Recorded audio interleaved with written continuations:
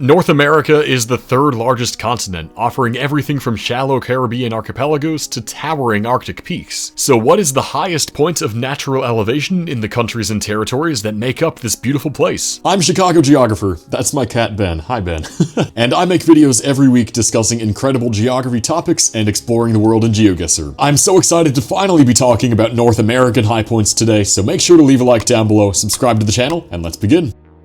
In this video, I'll be talking about North America's 23 sovereign countries, as well as the major inhabited territories, most of which are Caribbean islands. And if you're curious about the really interesting and obscure North American places like Clipperton Island, I have an exclusive video for channel members out now where I talk all about those, plus some behind the scenes. But anyway, let's get this going in order from lowest to highest. The Cayman Islands start us off, a British territory in the West Caribbean. Its highest elevation is only 43 meters or 141 feet, which you'll find at the very vaguely named The Bluff. This is a tourist destination, home to a 1930s lighthouse and pleasant trails along the, well, bluff. It's also the easternmost point of the territory, located over 110 miles from the capital, Georgetown.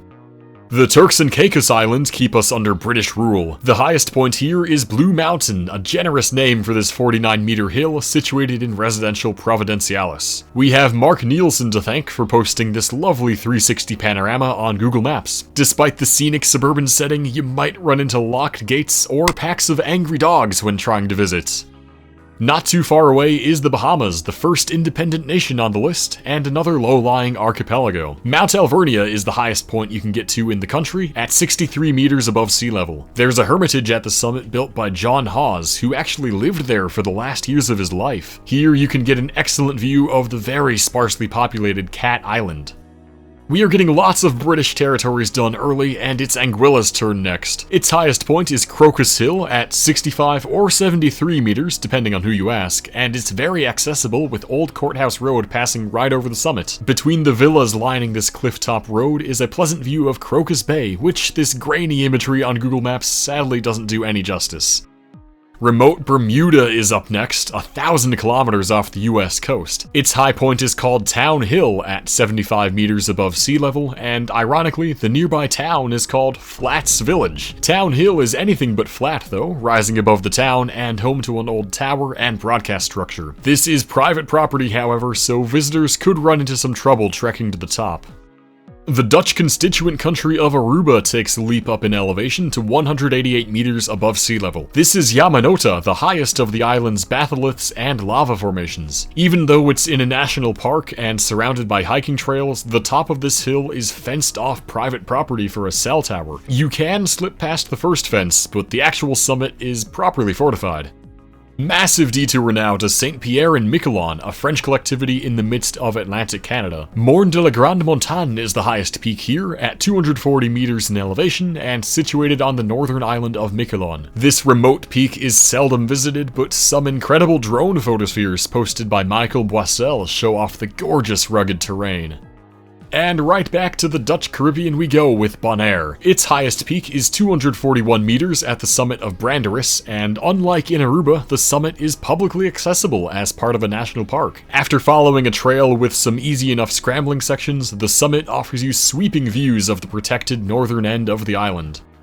French Saint-Barthélemy, or St. Bart's, is next in line. Morne de Vité is this small but hilly island's highest point, reaching 286 meters above sea level. With large homes dotting its north and east slopes, the mountain is located on private property and doesn't offer designated trails, so visitors who choose to go anyway have to scramble their way to the top and take the trespassing risk. At long last, we arrive at another independent nation, Barbados. This is also the first high point on the list, surpassing 1,000 feet of elevation. Mount Hillaby is about 340 meters or 1,115 feet. It's really easy to visit this one, since there's a road you can drive on right up to the summit. The vegetation is dense up here, but you can catch some glimpses of the beautiful island below. San Andres and Providencia is next up, a Colombian archipelago off the coast of Nicaragua. The highest point here is on mountainous Providencia and very creatively named El Pico, the Peak. At 350 meters up, it's a spectacular viewpoint in the heart of the island, but beware of scammers posing as the government and forcing tourists to pay high prices for a guide.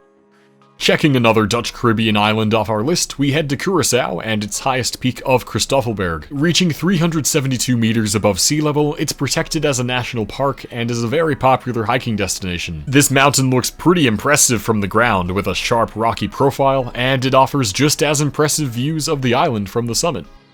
The highest point in Antigua and Barbuda is a fun one. Boggy Peak, at 402 meters in elevation, was actually renamed Mount Obama after the US president. Sadly, they reversed the name in 2016, but regardless of what you call it, this high point rises above the rest of Antigua, and like many others in the Caribbean, has fenced-off telecommunications equipment at the summit. I decided to combine St. Martin and Sint Maarten into one segment, the French and Dutch territories, which share one island. The highest point overall is on the French side, the 420-meter Pic Paradis. From up here, you can see the entire island and the nearby Dutch side high point. That measures 370 meters on the Flagstaff Southwest Ridge located along the border. The US makes its debut with the US Virgin Islands. Crown Mountain on St. Thomas is its highest peak, rising to 474 meters above sea level. Along with the usual telecommunication equipment, US Customs and Border Protection has an office up here, but several peak baggers report being able to slip through holes in the fence to reach the true summit, so do with that info what you will, I'm just the messenger. Across the much smaller pond are the British Virgin Islands. Beating the Americans by almost 50 meters is Mount Sage, which climbs to 521 meters. Located in a national park, it's got a nice observation platform at the summit, and not far from there is a restaurant and a paved road. I gotta hand it to the Brits here, their Virgin Island high point is a lot more high pointer friendly. St. Eustatius is another small Dutch island, and it's got a very distinctly volcanic high point, Mazinga, or the Quill, reaching an even 600 meters above sea level. The name Quill comes from a Dutch word for hole, which is very fitting given its stereotypical volcanic crater. The highest point of this volcano is at the southeast rim of the crater, which is covered in lush rainforest vegetation. Down in Grenada, which is somehow only the third independent nation we've talked about so far, the highest point is Mount St. Catherine. This worn-down stratovolcano is 840 meters above sea level at the summit, and doesn't pose any current risk of violent eruptions. It hosts a radio tower, which should be no surprise to us by now, but from the looks of this one, it's a popular place to sit and admire the panoramic lookout across Grenada. And we'll finish up the Dutch Caribbean with Saba, whose highest point is actually the highest point in all of the Netherlands, Mount Scenery at 870 meters. A currently dormant volcano comprising the entire island, it definitely lives up to its name. With a photogenic profile from the water and picturesque summit views, it's a major driver of tourism for this tiny Caribbean island. Montserrat's high point is a very active volcano in the Soufriere Hills, measuring 914 meters above sea level. Devastating eruptions in the 1990s left huge portions of the island uninhabitable and forced thousands of locals to flee for good. These days, not many people make the trek to the top, given the dangerous conditions and overall decline of tourism to the island. Trinidad and Tobago marks the halfway point of this video. And by the way, if you're enjoying the video, please do make sure to give it a like down below. El Cerro del Aripo at 940 meters is the highest point of the country, located in the northern range which separates Port of Spain and its suburbs from the Caribbean Sea. There is no view up here as it's covered by a dense cloud forest, but it is an incredible bird-watching destination. St. Lucia's Mount Jimmy is the last mountain on the list under 1 kilometer high. This one reaches 950 meters at the summit and offers a unique view of St. Lucia's breathtaking mountainous landscape. Be warned that the government requires you to have a guide to climb this mountain, but people have gotten away with not hiring one in the past. St. Kitts and Nevis breaks the kilometer mark with Mount Liamwiga, which is 1,156 meters above sea level. This volcano bore the unfortunate name Mount Misery until 1983, when it was fortunately renamed for an indigenous name for St. Kitts. The summit views are anything but miserable, as you can see the entire country and several other nearby islands too on a clear day. Finally, we have our first mainland North American country, Belize. Its highest mountain of 1,174 meters, Doyle's Delight, is one of the least visited high points on Earth. Only 8 confirmed on-foot expeditions in history have reached the summit, and for good reason. Visiting requires a week-long hellish bushwhacking journey through dense jungle, dozens of kilometers from civilization. St. Vincent and the Grenadines takes us to La Soufriere at a satisfying 1,234 meters in elevation. This is another very active volcano which recently erupted in 2021, and you can see the sheer power of the eruption as it stripped away the crater's dense vegetation. Many visitors stop their journeys at this crater, since reaching the true set-back summit requires pretty advanced jungle navigating skills. Beautiful Puerto Rico is next, one of the largest Caribbean islands and a very hilly one at that. Cerro de Punta is its highest point, reaching 1,338 meters, and this is one of the more easily accessed mountains on this list. A winding mountain road runs almost all the way to the top, from which hikers can follow a short trail to the summit and its splendid observation platform. Mount Pelée is the highest peak of Martinique, ascending to 1,395 meters above sea level. This volcano might look beautiful, but it's tragically responsible for the third deadliest volcanic eruption in history, with almost 30,000 people killed in 1902. Today, it's very cautiously become a hiking destination with multiple trails, although eruptions could easily happen again, and researchers are keeping their eye on it. Hopping one island north to Dominica, we find its highest point of Morne Diablotin. It's an old volcano of 1,447 meters in elevation, which last erupted around 30,000 years ago. Like so many of these Caribbean high points, a hike to this summit will have you scrambling through unbelievably thick jungle foliage, and likely getting very muddy and wet. And we go one island north again to Guadeloupe. This is our last stop in the Lesser Antilles, where we find the highest mountain of not just this island, but the entire island chain, La Grande Soufriere. Soaring to 1,467 meters, this volcano is very popular to ascend, offering a uniquely rocky and barren landscape compared to the tropical island below. Cuba takes a 500-meter jump up in elevation with its highest point, Pico Turquino. It sharply rises 1,974 meters from the sea as part of the Sierra Maestra range in the southeast. It's the only place that snow has ever been recorded in Cuba, and the mountain was also of great significance to Fidel Castro and his revolutionaries, who summited the mountain in 1957 during the revolution. And we're flirting with the mainland again as we head to Nicaragua. Mogoton takes us over 2,000 meters to 2,106, the country's highest peak. It's actually on the border with Honduras and is situated among the vast hilly Central American interior. Many visitors to Mogoton on Peak Bagger describe great experiences with their guide Ramon, so I'll say shout out to Ramon as well. Back in the sea is Jamaica and its highest point, Blue Mountain Peak, at 2,256 meters above sea level. Many locals enjoy hiking to the peak, which offers unparalleled views in the east of the country in a massive national park. Lower down on the mountain's lush slopes, famous Blue Mountain coffee is grown, which is among the world's most desirable and expensive varieties. Haiti on Hispaniola falls just short of the top 10. Pic La Selle is 2,674 meters and Haiti's high point, about 25 miles southeast of Port-au-Prince. Foreign climbers of this mountain are few and far between. The only trip report on Peak Bagger, from Eric and Matthew Gilbertson 11 years ago, describes their journey through tiny remote villages and the surprised locals who encountered them. We have arrived at the top 10 of this list, and El Salvador starts us off with Cerro El Pital. Interestingly, this one is also on the Honduras border, and the summit is 2,730 meters above sea level. Despite the high elevation, there's a dirt track running to the top, with cabins and facilities for visitors nearby. It's promoted as one of the foremost tourist destinations in the whole country.